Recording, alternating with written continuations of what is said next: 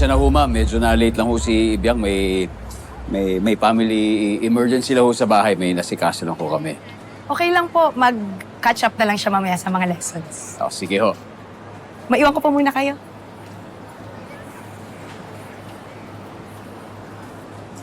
Yan, ha?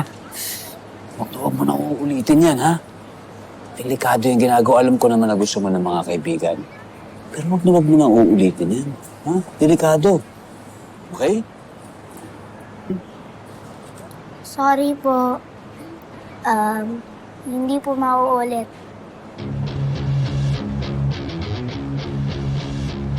Hoy, Biang. Talagang nagdala ka pa ng kapitbahay niyo para magpanggap na tatay mo, ah.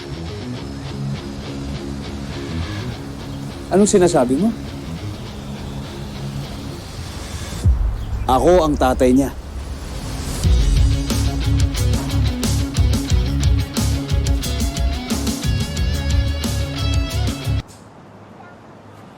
Talaga ba? Pero last time sabi mo hindi ka naman niya tatay. Sinungaling.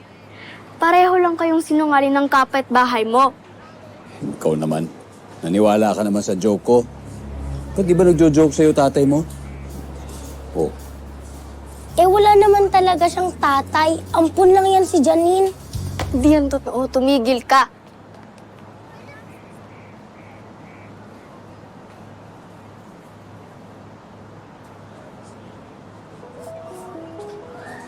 Salamat po. joke lang yun. Biro lang. Oh, hindi ka na niya ibubuli. Okay ka na.